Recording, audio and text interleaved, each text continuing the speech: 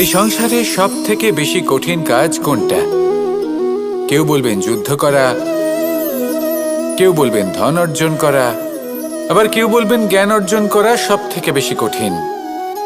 এবার প্রত্যেক ব্যক্তির নিজস্ব অভিজ্ঞতা আছে, আর সেই অনুসারে তার নিজস্ব একটা উত্তর আছে।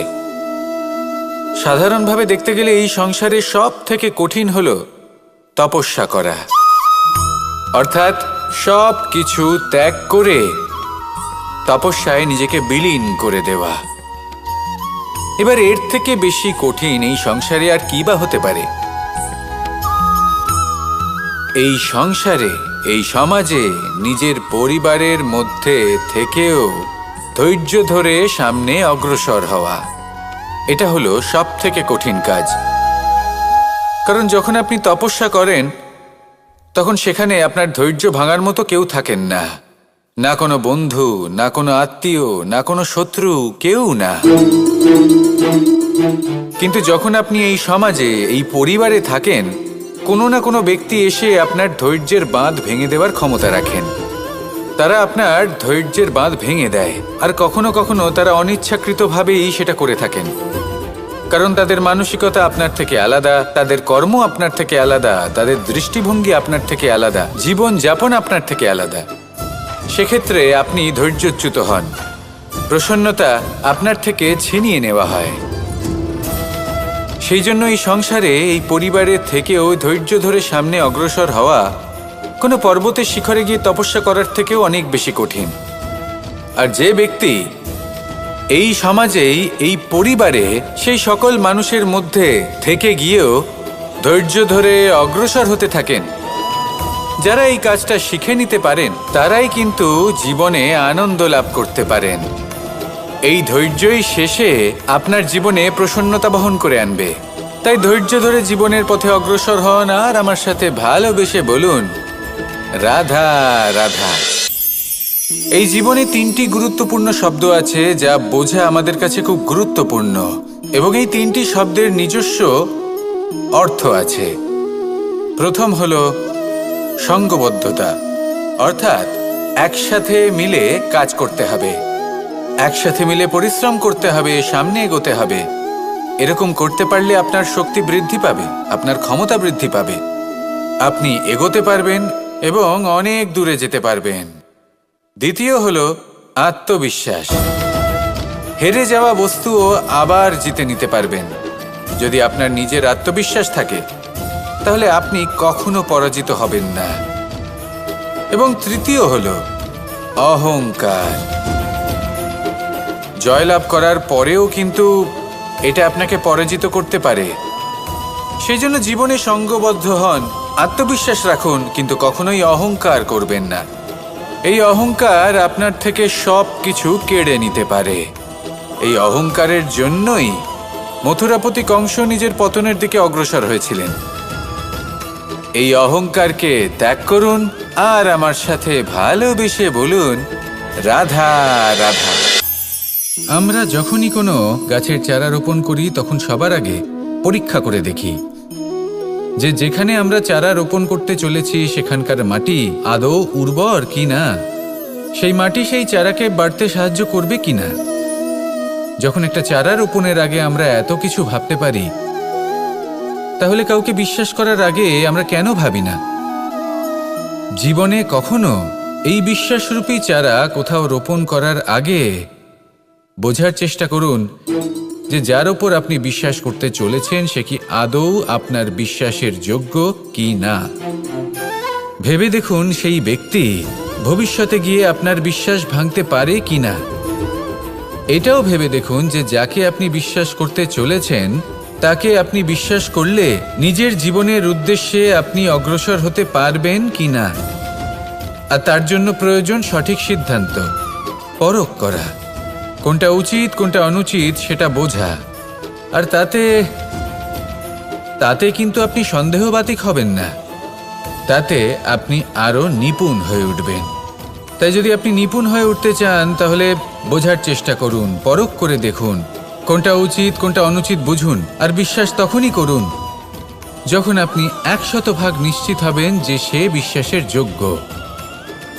আসুন আমার সাথে ভালোবেসে বলুন, রাধা রাধা।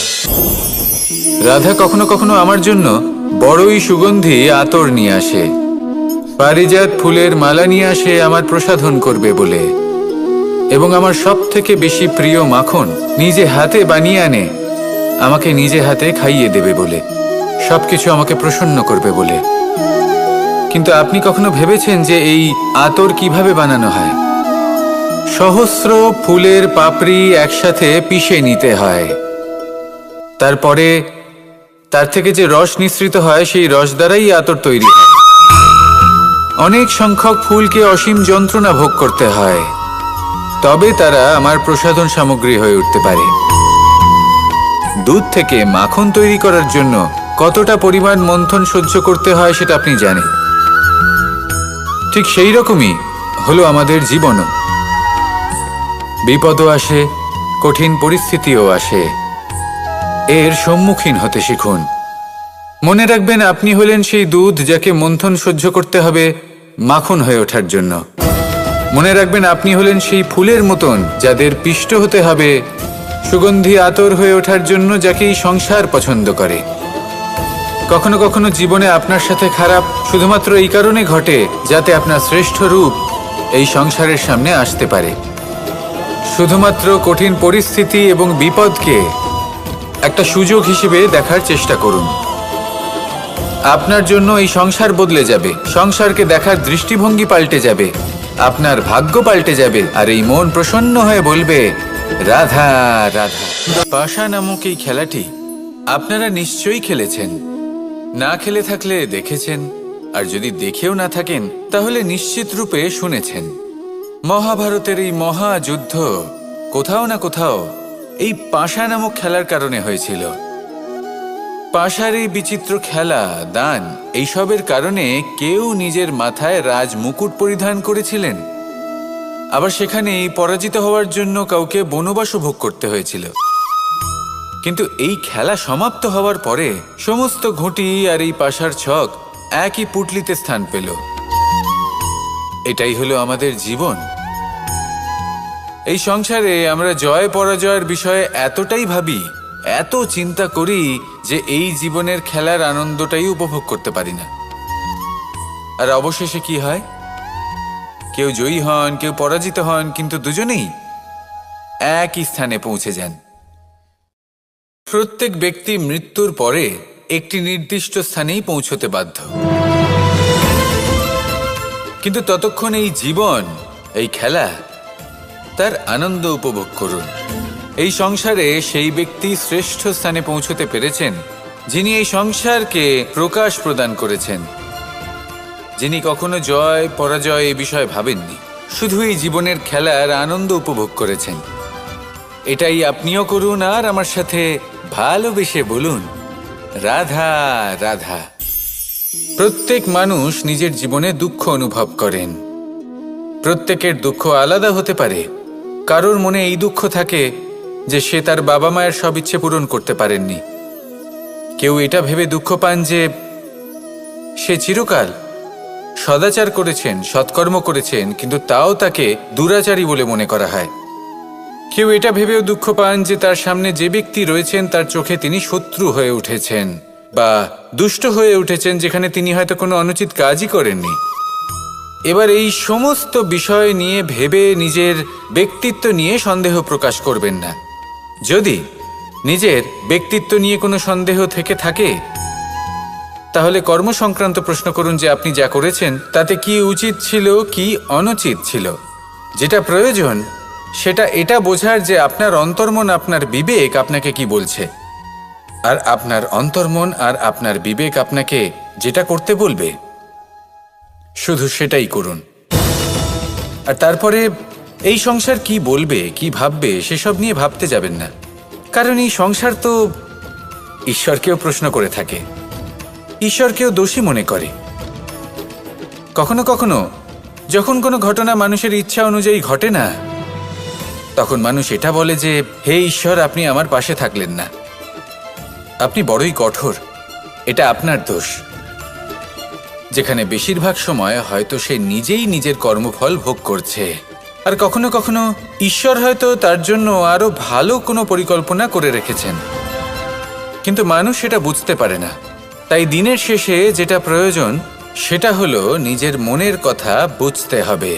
আপনার বিবেক কি বলছে শুধু সেটাই করুন আর সামনে এগোতে থাকুন। আমার সাথে ভালোবেসে বলুন, রাধা রাধা। পরিবর্তন, এটা হলো সৃষ্টির অমূল্য নিয়ম। এই সংসারে সবকিছু সময়ান্তরে পরিবর্তিত হয়, এই সময়ও পরিবর্তিত হয়। পরিবর্তন চিরকাল হয়ে এসেছে আর চিরকাল হতে থাকবে, কিন্তু এবার আমরা সেই পরিবর্তন কিভাবে লাভ করব যেটা আমাদের প্রয়োজন, যেটা আমরা চাই। আমরা জীবনে বিকাশ চাই। এই বিকাশ কিভাবে লাভ করতে পারি? এই প্রকৃতি কিন্তু আমাদের অত্যন্ত উত্তম উদাহরণ দিয়ে বুঝিয়েছে। একটি বিন্দুর উদাহরণ দিয়েছে যা ভবিষ্যতে একটা বিশাল নদীর আকার ধারণ করে। এটা কিভাবে হয়? মেঘ থেকে একটি বিন্দু ঝরে পড়ে সেই পর্বতের ওপর যেখানে হিম আছে। সেই হিমের সংস্পর্শে আসা মাত্র সেই বিন্দুর সাথে আরও বেশ কিছু বিন্দু যুক্ত হয়। তারপর তারা অগ্রসর হয়, আরও কিছু বিন্দু যুক্ত হয়, আস্তে আস্তে একটা ক্ষীণ ধারার রূপ ধারণ করে এবং সেটাই ভবিষ্যতে আরও এগোতে থাকে। অনেকটা যাওয়ার পর যখন অনেক সংখ্যক বিন্দু একসাথে যুক্ত হয় তখন সেটা বিশাল নদীর আকার ধারণ করে। এবার আমরা মানুষ বলে আমাদের সাথে এই নিয়মের অন্যথা হয় তা নয়। আমরাও এই প্রকৃতির অংশ, আমাদের ক্ষেত্রেও একই নিয়ম প্রযোজ্য। যখন পরিশ্রম করে অনেক সংখ্যক বিন্দু আমরা একত্রিত করব তখনই পরিবর্তনের নদী প্রবাহিত হবে। প্রয়োজন হলো নিরন্তর পরিশ্রম করা এবং ধৈর্য ধরা। এটা করতে থাকুন, জীবনে সব কিছু লাভ করতে পারবেন, কারণ প্রকৃতি আমাদের এটাই শিখিয়েছে। আর আমরা এই ব্রহ্মরই একটি অংশ, যার দ্বারা এই ব্রহ্মাণ্ড নির্মিত। আসুন আমার সাথে ভালোবেসে বলুন, রাধা রাধা। কখনো এই প্রকৃতির দিকে তাকিয়ে থাকবেন। এই প্রকৃতি অনেক ধরনের শিক্ষা দেয়। কোনো একটা গাছকে দেখুন কিভাবে সে মাটি থেকে জল শুষে নেয়। সে ঝড় হোক বা হোক কড়া রোদ সব সহ্য করে এবং অবশেষে সে ফল ধারণ করে। আর সেই ফল উৎপন্ন করার পরে সে ফল কিন্তু সে নিজে গ্রহণ করে না, এই সংসারকে প্রদান করে, যাতে পশু পাখি মানুষ তারা এই ফল গ্রহণ করে শক্তিশালী হয়ে উঠতে পারে, সুস্থ থাকতে পারে। সেভাবেই নদী, সরোবর এরা নিজেরাও কিন্তু নিজেদের জল গ্রহণ করে না, মাটিকে প্রদান করে, পশু পাখিকে প্রদান করে। সূর্য নিজেও নিজের জন্য প্রজ্বলিত হয় না, সে প্রকাশ ছড়িয়ে দিতে চায় আমাদের সবার কাছে, সে আলো পৌঁছে দিতে চায়। এই প্রত্যেকের কর্মে পরমার্থ নিহিত আছে, আর সেই জন্যই এদের সকলকে পুজো করা হয়। তাই মনে রাখবেন, আপনার কাছে জীবন যাপনের অতিরিক্ত যা কিছুই আছে তা পরমার্থের জন্য। তাহলে তার সদ্ব্যবহার করুন আর আমার সাথে ভালোবেসে বলুন, রাধা রাধা। আমরা প্রত্যেকেই অবশ্যই এমন সময় দেখেছি যখন অনেকগুলো সমস্যা একসাথে আমাদের জীবনে এসে পড়ে। সমস্যা আমাদের প্রত্যেকের জীবনেই থাকে। আমরা তার সমাধান খুঁজতে চেষ্টা করি, কখনো সমাধান খুঁজে পাই, আবার কখনো যতই চেষ্টা করি না কেন কোনো সমাধান খুঁজেই পাই না। আর যখন এটা হয় তখন মানুষ অত্যন্ত বিচলিত হয়ে পড়েন। নিজের আত্মীয় স্বজন, নিজের বন্ধু বা সংসার এদের ওপরে এই দোষ চাপিয়ে দেন যে এদের জন্যই এই সমস্যা এসেছে। এবার যদি আমি আপনাকে কোনো পরামর্শ দিই তাহলে এটাই বলবো যে দৃষ্টিভঙ্গি পাল্টে দেখুন। এই দৃষ্টিভঙ্গি দিয়ে দেখুন যে এই সংসারে যে সমস্যায় আসুক না কেন তার জন্য কেউ দোষী নয়, না আপনি না অন্য কেউ। এই পুরো খেলাটাই আপনার মানসিকতা, আপনার দৃষ্টিভঙ্গির, আপনার মনের। কিভাবে বোঝাচ্ছি? যখন আমাদের মন শক্ত থাকে তখন কঠিন থেকে কঠিনতর পরিস্থিতিও আমাদের জীবনে খুব বেশি হলে প্রতিস্পর্ধা হয়ে থেকে যায়। সেখানে যদি আমাদের মন দুর্বল থাকে, তখন অল্প কঠিন পরিস্থিতিও আমাদের কাছে খুব বড় সমস্যা হয়ে যায়, তাই না? একটা শক্ত মন কঠিন পরিস্থিতিকে প্রতিস্পর্ধা হিসেবে দেখে আর তার মধ্যেও একটা সুযোগ খুঁজে নেয়। আমাদের শুধু এটাই করতে হবে। এই সংসারে অন্য কাউকে দোষী মনে করলে আপনার সমস্যা দূর হয়ে যাবে না। সেই জন্য এই সংসারকে দোষ দেওয়ার বদলে এই সমস্যার মূলে চলে যান, সেটাকে বুঝুন, নিজের এই মনকে শক্ত করে তুলুন। যদি আপনার মন শক্তিশালী হয়, তাহলে এই সংসারে অনেক বড় বড় কঠিন থেকে কঠিনতর পরিস্থিতিও যদি আসে, আপনার জীবনে যতই বড় বড় সমস্যা আসুক না কেন, আপনার লক্ষ্য লাভে বাধা দিতে পারবে না। আসুন আমার সাথে ভালোবেসে বলুন, রাধা রাধা। আমরা সবাই পাথর দেখেছি, পর্বতও দেখেছি, শুকনো পাতাও দেখেছি, শ্যামল বনানীও দেখেছি। কখনো ভেবেছেন পাথরের অস্তিত্ব কিন্তু ততক্ষণ পর্যন্ত যতক্ষণ সে পর্বতের গায়ে আটকে থাকে। যখন সেই পর্বত থেকে সেই পাথর ভিন্ন হয়ে যায় ও নিজের অস্তিত্ব হারিয়ে ফেলে। আস্তে আস্তে কখনো পাথর কেটে বা কখনো পিষ্ট হয়ে সেই পাথর আস্তে আস্তে মাটিতে পরিণত হয় এবং পূর্ণরূপে নিজের অস্তিত্ব হারিয়ে ফেলে। এটাই পাতার সাথেও হয়। এই পাতা যতক্ষণ গাছের ডালের সাথে যুক্ত ততক্ষণ তার অস্তিত্ব থাকে। যখনই ডাল থেকে বিচ্ছিন্ন হয়, সেও নিজের অস্তিত্ব হারিয়ে ফেলে। আর এটাই আমাদের সাথেও হয়। যতক্ষণ আমরা নিজেদের আপনজনের সাথে যুক্ত থাকি, আমাদের অস্তিত্ব বজায় থাকে। যখন আপনজনদের সাথে সম্পর্ক ছিন্ন করি, তখন আমরাও আমাদের অস্তিত্ব হারিয়ে ফেলি। এবার এই সংসারের প্রত্যেক ব্যক্তি স্বতন্ত্র থাকতে চান, আর অনেক ব্যক্তি স্বতন্ত্র থাকবেন বলে আপনজনদের দূরে করে দেন আর তাদের সাথে এই সম্পর্ক ছিন্ন করেন।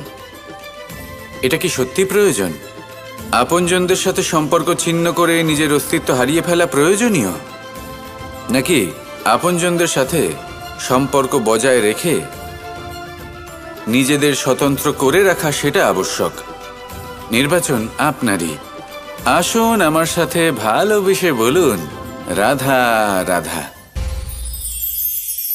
আপনি কি কখনো নৌকা যাত্রা করেছেন? করে না থাকলেও নিশ্চয়ই দেখেছেন যে এই জল যা নিজের অন্তরে সব কিছু সমাহিত করে নিতে পারে, এই নৌকা সেই জলের ওপরেই ভেসে থাকে। নদীর স্রোত কাটিয়ে সে সামনে অগ্রসর হয়। কিন্তু যদি এই নৌকায় কোনো ছিদ্র হয়, তাহলে কিন্তু সেই নৌকা ডুবে যাবে।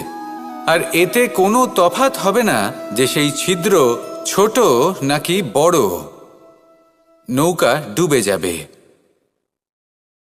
এই ছিদ্র হলো আমাদের জীবনে আমাদের অপগুণ, আমাদের দোষ, আমাদের বিকার। কখনো এটা ভাববেন না যে এই দোষ খুবই ছোট, এতে কিছুই যাবে আসবে না। না, সেই ছোট দোষ, সেই ছোট বিকার যদি সেটাকে শুধরে না নেন, তাহলে সেটা আপনাকে আপনার পতনের দিকে নিয়ে যাবে। শেষ পর্যন্ত এটা আপনার ওপর নির্ভরশীল যে আপনি কি চান। আপনার জীবনের এই নৌকা এভাবেই ডুবে যেতে দেখবেন, নাকি নিজেকে শুধরে নিয়ে সেই নৌকার সেই ছিদ্রটাকে ভরিয়ে তুলতে চাইবেন? নির্বাচন আপনার। আসুন আমার সাথে ভালোবেসে বলুন, রাধা রাধা। জল, জলই পৃথিবীতে বেঁচে থাকার জন্য আবশ্যক তো বটেই, কিন্তু এই জল আমাদের একটা অত্যন্ত গুরুত্বপূর্ণ শিক্ষা প্রদান করে। কখনো এই জলকে দেখেছেন? যে পরিস্থিতিতেই এই জল প্রবাহিত হোক না কেন, এর উপর যা কিছুই প্রভাব থাকুক না কেন, এর পথে যতই বাধা আসুক না কেন, তার মধ্যে থেকে ও নিজের পথ ঠিক বের করে নেয়, কিন্তু নিজের প্রবাহ থামতে দেয় না, ক্রমাগত অগ্রসর হতে থাকে। সেরকমই একটা শিক্ষা যেটা আমরা জল থেকে পেয়ে থাকি, তা হলো এটা: আমরা যখন জলের দিকে তাকাই, তখন আমরা নিজের প্রতিবিম্ব দেখি, স্পষ্টভাবে দেখতে পাই। কিন্তু তখনই দেখতে পাই যখন এই জল শান্ত থাকে, স্থির থাকে। যদি এই জল অশান্ত হয়ে থাকে, স্থির না হয়, তাহলে আমরা এতে নিজের প্রতিবিম্ব দেখতে পাই না। এটাই আমাদের মনের সাথেও হয়ে থাকে। যখনই জীবনে কোনো সংকট আসে, যদি আমরা শান্ত মনে, স্থির মনে সিদ্ধান্ত নিই, তাহলে সেটা এমন একটা শীতল সিদ্ধান্ত হবে যেটা আমাদের ভবিষ্যৎকে একটা শ্রেষ্ঠ স্থানে নিয়ে যাবে। যদি এই মন অশান্ত হয়, বিচলিত হয়, পীড়িত হয়, দুঃখিত হয়ে থাকে, রুষ্ট হয়ে থাকে, তাহলে অনেক সময় আমরা এমন সিদ্ধান্ত নিই যেটা আমাদের জন্য অনুচিত প্রমাণিত হয়। যখন আপনি ক্রুদ্ধ ছিলেন বা দুঃখের বশে ছিলেন, তখন অনেক সময় হয়তো এমন সিদ্ধান্ত নিয়েছেন যেটার জন্য ভবিষ্যতে আপনি অনুশোচনা করেছেন। এবার দেখুন, এই আবেগগুলো থেকে আমরা পালাতে পারবো না, কিন্তু এই আবেগগুলো আপনার উপর কতটা প্রভাব ফেলবে সেটা আমরা অবশ্যই ঠিক করতে পারি। এই মনকে আমরা নিয়ন্ত্রণ করতে পারি। এটাই করুন, চিন্তা করুন, এই মনকে শান্ত রাখুন, স্থির হতে চেষ্টা করুন, আর তারপরে সিদ্ধান্ত নিন। আসুন আমার সাথে ভালোবেসে বলুন, রাধা রাধা। এই সংসারে ভৌতিক বস্তুরও নিয়তি আছে। যারাই এই সংসারে আসে বা উৎপন্ন হয়, তারা কিছুমাত্র সময় পর্যন্তই এখানে থাকতে পারে, আর তারপরে সেও লুপ্ত হয়ে যায়, অর্থাৎ সে নিজেও এই পঞ্চমহাভূতে সমাহিত হয়ে যায়। আমাদের সাথেও ঠিক এটাই হয়। সেই জন্যই ঈশ্বর দ্বারা প্রদত্ত এই উপহারের বিষয়ে ভাবুন, এই জীবনের বিষয়ে ভাবুন। ঠিক যেমন বিশ্বাস ভঙ্গ হলে কোনো ব্যক্তি আমাদের কাছে অপরিচিত হয়ে যান, ঠিক সেরকমই শেষ নিঃশ্বাস ত্যাগের পর এই শরীরও আমাদের কাছে পরই হয়ে যায়। তাই এই শরীর থাকাকালীন শ্রেষ্ঠভাবে একে সদ্ব্যবহার করুন, এই জীবনে শ্রেষ্ঠ কর্ম করুন। আর এই জীবনকে শ্রেষ্ঠভাবে যাপন করার জন্য কিছু কথা বোঝা প্রয়োজনীয়। যদি আপনি কারোর প্রশংসা করেন, তাহলে পূর্ণ হৃদয় দিয়ে করুন। যদি আপনি হস্তক্ষেপ করে থাকেন, তাহলে মস্তিষ্ক দ্বারা করুন। যদি আপনি সমীক্ষা করেন, তাহলে বিবেক দ্বারা করুন। যদি আপনি ধন অর্জন করতে চান, তাহলে নীতি অনুসারে চলুন। যদি জীবনযাপন করতে চান, তাহলে রীতি মেনে করুন। আর যদি ঈশ্বরের ভজন করতে চান, তাহলে ভক্তিভাব নিয়ে করুন। শুধু এই কথা মনে রাখবেন যে আপনার এই জীবন কিন্তু অনিশ্চিত কাল পর্যন্তই আছে।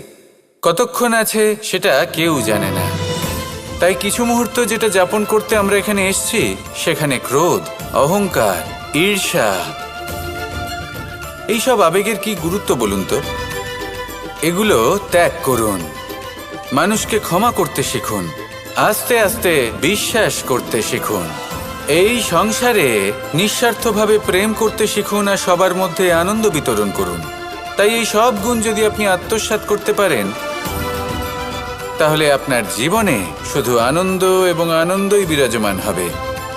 আসুন আমার সাথে ভালোবেসে বলুন, রাধা রাধা, রাধা রাধা, রাধা রাধা।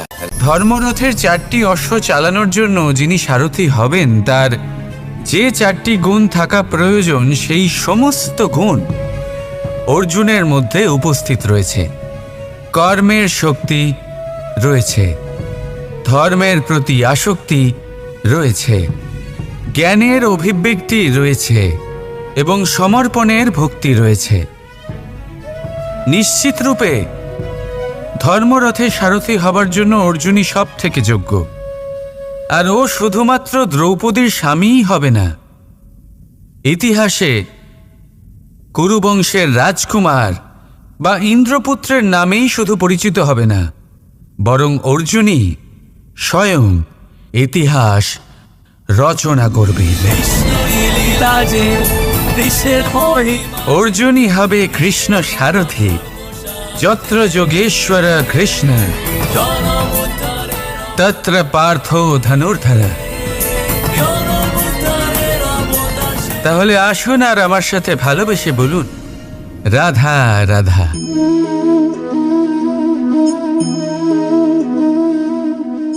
আপনার কি মনে হয় আমি কি করছি? আপনি বলবেন আমি প্রদীপ জ্বালাচ্ছি। সঠিক, কিন্তু প্রশ্ন হচ্ছে যে আমি কি আপনাকে বলেছি যে একে প্রদীপ বলা হয়? না। এই প্রদীপ কি নিজেই নিজের পরিচয় আপনাকে দিয়েছে? না। তাহলে আপনি কি করে জানলেন যে একে প্রদীপ বলা হয়? উত্তর হচ্ছে প্রকাশ। যে স্বয়ং জ্বলে অন্ধকারের মধ্যে সংসারকে পথ দেখায়, সেটাই প্রদীপ। যা নিরাশার মাঝে আশার আলো প্রদর্শন করে, সেটাই প্রদীপ। অপর দিকে আছে সাপ, যাকে না দেখেও তার ফনার আওয়াজ শুনেই লোকে ভয় পেয়ে যায়। তার মানে ব্যক্তির পরিচয় তার কর্মের দ্বারা পাওয়া যায়। তাই আপনার এটা বলার প্রয়োজন নেই যে আপনার পরিচয় কি।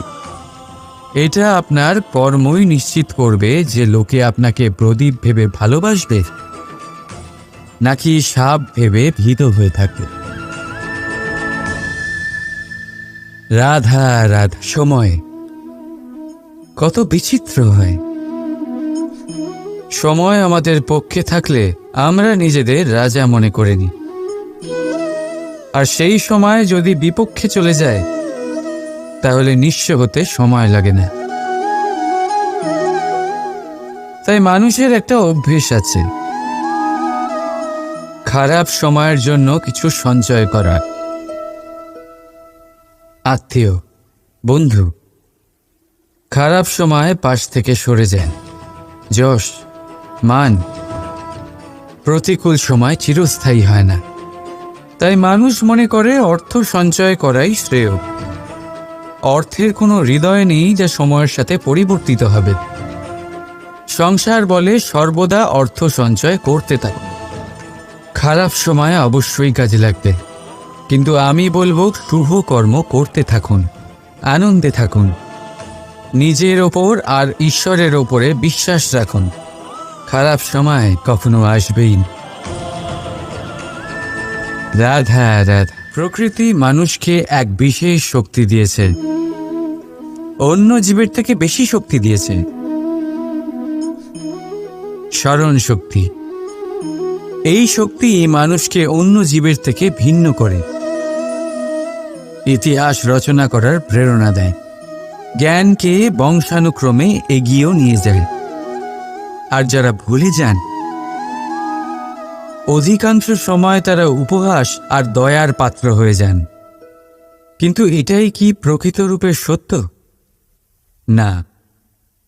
এই স্মরণ শক্তি মানুষের বিকাশের সব থেকে বড় বাধা হয়ে দাঁড়ায়। তার মনকে দূষিত করে দেয়। খারাপ অভিজ্ঞতা, কারোর করা বিশ্বাসঘাতকতা, কারোর কটাক্ষ বেশিরভাগ মানুষই ভুলতে পারেন না, আর তারপর প্রতিশোধ নিতে উদ্যত হন। প্রথমে সময় নষ্ট করেন প্রতিশোধের প্রস্তুতিতে, আর তারপর সময় নষ্ট করেন প্রতিশোধ নেওয়ার সুযোগ খুঁজতে। যদি সন্তুষ্টি পেতে চান, যদি জীবনে আনন্দ পেতে চান, তাহলে স্মরণ শক্তির সদ্ব্যবহার করুন। নিজের স্মরণ শক্তিকে চালনা করুন শুধুমাত্র ভালো কথা আর ভালো স্মৃতির দিকে।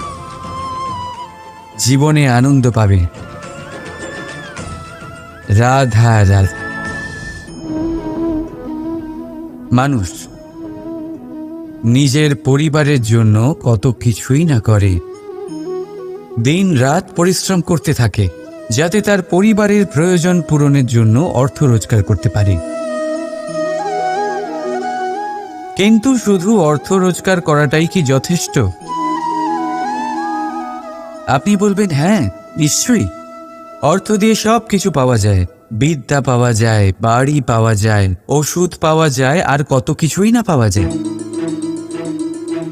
এইসব একটা পর্যায় পর্যন্ত সঠিক, কিন্তু একটু মন দিয়ে ভেবে দেখুন, যখন কোনো শিশু অসুস্থ হয়ে পড়ে তখন সে ওই তিক্ত ওষুধ কেন খেয়ে নেয়? এই জন্য কারণ ওর পিতা সেই ওষুধ অর্থ দিয়ে কিনেছে? না, বরং এই জন্য কারণ তার পিতা যে তার সামনে দাঁড়িয়ে, তার ওপরে তার বিশ্বাস আছে, বিশ্বাস আছে যে উনি তার কিচ্ছু হতে দেবেন না। এই বিশ্বাস, এই সংস্কার, এই শিক্ষা কখনো অর্থ দিয়ে পাওয়া যায় না। এইটা পাওয়া যায় সেই সময় থেকে যা মাতা পিতা তাদের সন্তানের সাথে কাটিয়েছেন। তাই জীবনে অর্থ অবশ্যই উপার্জন করুন, কিন্তু নিজের পরিবারকেও সময় দিন, আনন্দ পাবে। রাধা রাধা। কখনো কোনো পাখিকে দেখেছেন? যখন তারা ডিম পাড়তে প্রস্তুত হয় তখন তারা সবচেয়ে আগে একটা স্থান খোঁজে, একটা স্থান যা বর্ষা, রৌদ্র আর শত্রুর থেকে সুরক্ষিত হয়। তারপর তারা বাসা তৈরি করে, তারপরেই ডিম পাড়ে। আর তারপর যখন সেই ডিম ফুটে তার সন্তানদের জন্ম হয়, সে তাদের খাবার খাওয়ায়, তাদের রক্ষণাবেক্ষণ করে। কিন্তু যখন তাদের ডানা গজায়, তখন না সে তাদের খাবার দেয় আর না তাদের বাসা বানাতে শেখায়। শুধুমাত্র তাদের উড়তে শেখায় সে। তারপর সেই বাচ্চারা আকাশে উড়তে শিখে নিজেরাই নিজেদের খাবার জোগাড় করতে শিখে যায়, নিজেরাই নিজেদের বাসা বানাতে শিখে যায়। আর আমরা মানুষেরা কি করি?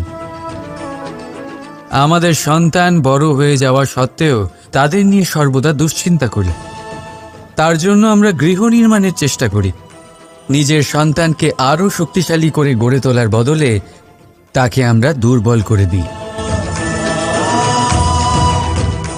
জীবনে সেটাই করুন যা একটা পাখি করে। নিজের সন্তানকে আকাশে ওড়ার শিক্ষা দিন, সংস্কার দিন, আর একটা নির্দিষ্ট সময়ের পরে তাকে নিজের আকাশ নির্ধারণ করতে মুক্ত করে দিন। রাধা রাধা। সাগরে সেতু বাঁধার গল্প তো আপনারা নিশ্চয়ই শুনে থাকবেন। রামচন্দ্রের সেনাকে 100 যোজন সমুদ্র অতিক্রম করে লঙ্কায় আক্রমণ করতে হতো। সেতুকার নল আর নীল সেতু বাঁধার উপায় বের করল, কিন্তু প্রশ্ন ছিল সেতু বাঁধা কি করে হবে? সমুদ্র অত্যন্ত গভীর। কত পাথর দেওয়া হলে এই বিশাল সমুদ্র অতিক্রম করা সম্ভব হবে? তখন এক উপায় নির্ধারিত হলো। পাথরের ওপর লেখা হলো রামের নাম। আর যখন সেই পাথরগুলোকে সাগরে ফেলা হলো, সেগুলো ভাসতে লাগলো। এবারে কেউ বলবেন এটা রামচন্দ্রের নামের মহিমা, কেউ বলবেন এটা নারায়ণের কোনো জাদু। কিন্তু না, এটা রামচন্দ্রের সেই গুণ, ওনার ব্যক্তিত্বের সেই মহান দিক যা ওনার প্রতিনিধিত্ব করেছে। তাই সেই পাথরও সাগরে ভেসে ওঠে।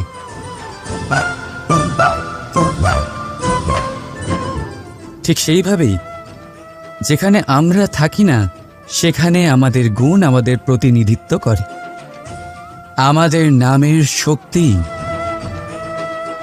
আমরা নিজেরাই তৈরি করি, আমাদের কর্ম দিই, আমাদের গুণ দিই। এবার সিদ্ধান্ত আপনার, যে আপনার নামের সাহায্যে কেউ বিপদ থেকে উদ্ধার হবে, নাকি আপনার দুষ্কর্মের ফলে কেউ ডুবে যাবে। ভালো করে ভেবে দেখুন। রাধা রাধা। আমাদের জীবনে গুরুজনেরা, জ্ঞানী মানুষজন সবসময় একটা কথা বলেন, ধৈর্য ধরো। শুধুমাত্র দুটো শব্দ, কিন্তু কতটা বিশাল সেটা বোঝার চেষ্টা করুন। ছোট একটা অস্ত্র হাতে নিন এবং একটা বিশাল পর্বতে নিরন্তর প্রহার করতে থাকুন। ধৈর্য ধরে সেই কাজ করতে থাকুন। এমন একদিন আসবে, এই বিশাল পর্বতে আপনি একটা পথ তৈরি করবেন। কোনো ধনুর্ধর যখন নিজের বিদ্যা অর্জন করেন, তখন তাকেও ধৈর্য ধরতে হয়, তার নিজেকে সময় দিতে হয়, তবেই সে ধনুর্বিদ্যা শিখতে পারে। সেইভাবে আমাদের জীবনেও ধৈর্য ধরার খুব প্রয়োজন। পরিবারে ধৈর্য রাখতে পারলে তাহলে আস্তে আস্তে দেখবেন প্রেম বৃদ্ধি পাচ্ছে। সমাজে যদি ধৈর্য রাখতে পারেন, তাহলে আস্তে আস্তে এই সমাজ আপনাকে সম্মান করবে। যদি নিজের জীবনে ধৈর্য রাখতে পারেন তাহলে নিজে থেকেই আত্মবিশ্বাস বাড়বে, নিজের বিকাশ হবে। জীবনে সবই সম্ভব যদি ধৈর্য রাখতে পারেন। হয়তো আস্তে আস্তে হবে, কিন্তু হবে অবশ্যই। শুধু ধৈর্য রাখুন, কারণ ধৈর্যই সব থেকে বড় পুঁজি। আসুন আর আমার সাথে ভালোবেসে বলুন, রাধা রাধা। আমাদের জীবনে যখনই আমরা কোনো বড় দায়িত্বের সম্মুখীন হই, তখন আমরা তার থেকে দূরে পালাই আর এই অজুহাত দিই যে না না, এত বেশি ভার বহন করার যোগ্যতা আমার নেই, আমি করতেই পারবো না। দেখুন, এই সংসারে ভিন্ন ভিন্ন ধরনের গাছ আছে, ছোট গাছ, বড় গাছ, কিন্তু বটগাছের মতো বড় এবং নিবিড় গাছ আর একটাও নেই। সে নিঃস্বার্থভাবে এই সংসারকে সেবা করে যায়, ছায়া প্রদান করে, শীতলতা প্রদান করে। আর যখন এমন সময় আসে যখন তার ওপর বোঝা অত্যন্ত বেড়ে যায়, সে কিন্তু কোনোভাবেই ভেঙে পড়ে না। তখন সে নিজের নিঃস্বার্থ কর্মের ফল লাভ করে, সেই নিঃস্বার্থ কর্ম যা সে করেছে। তার দেহ থেকে ছোট ছোট ঝুড়ি বার হয় এবং তা কাণ্ডের আকার ধারণ করে। সেই কাণ্ড মাটির কাছে পৌঁছয় এবং তারপর তা বটগাছের সহায়ক হয়ে ওঠে। সে ভেঙে পড়ে যায় না। এইভাবে আপনিও জীবনে নিঃস্বার্থভাবে সবার সেবা করুন, ভালোবাসুন, সবাইকে সাহায্য করুন। যেদিন আপনার ওপর বোঝা অত্যন্ত বেড়ে যাবে, সেদিন এই সব মানুষ আপনাকে সাহায্য করার জন্য আসবেন, আপনার শক্তি হয়ে উঠবেন। আর আপনি বটগাছের মতোই মহান এবং বিশাল হয়ে উঠবেন। আসুন আর আমার সাথে ভালোবেসে বলুন, রাধা রাধা। একটা শব্দ আছে, পরিস্থিতি। অনেক মানুষের মুখে আমরা এই শব্দ শুনি। জীবনে যখন অসফল হই, দুঃখ আসে, সংকট আসে, কোনো বিপদ ঘনিয়ে আসে, তখন সমস্ত দোষ আমরা পরিস্থিতির ওপর চাপিয়ে দিই। আর দেখতে গেলে কোথাও না কোথাও ঠিকই করি। এই পরিস্থিতি প্রত্যেক দিনের মতো পাল্টাতে থাকে, কিন্তু এই দিন, এই রাত, এমন কেউ আছেন যিনি এর ওপরেও নিয়ন্ত্রণ সাধন করেন, আর তিনি হলেন সূর্য। ঠিক সেই রকমই আমাদের জীবনেও সূর্য হলো এই মন। যদি এই মনের উপর আমরা নিয়ন্ত্রণ করতে পারি, তাহলে আমরা জীবনকেও নিয়ন্ত্রণ করতে পারবো। প্রথমে এই মনের রাজা হয়ে উঠতে হবে। তাই মনে রাখবেন, যদি মন দুর্বল হয়, তাহলে পরিস্থিতি আমাদের সমস্যা বলে মনে হবে। এই মন যদি স্থির হয়, পরিস্থিতি প্রতিস্পর্ধা বলে মনে হবে।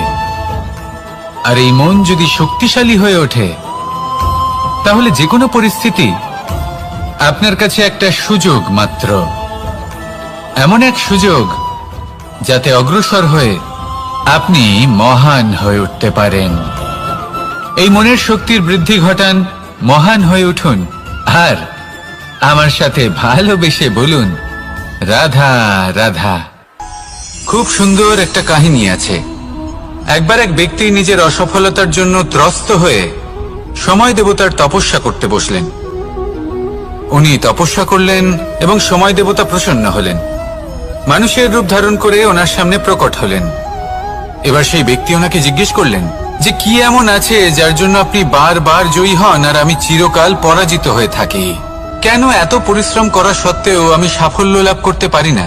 তখন সময় দেবতা উত্তর দিলেন যে দিন হোক বা রাত, ঝড় হোক বা ভূমিকম্প, রোদ হোক বা বৃষ্টি হোক, সময়ের সূত্রপাত হোক বা প্রলয়, আমি থামি না, আমি চলতেই থাকি। আর সেই জন্য যিনি থেমে যান তিনি পরাজিত হন আর আমি জয়ী হই। এটাই আমাদের শিখতে হবে।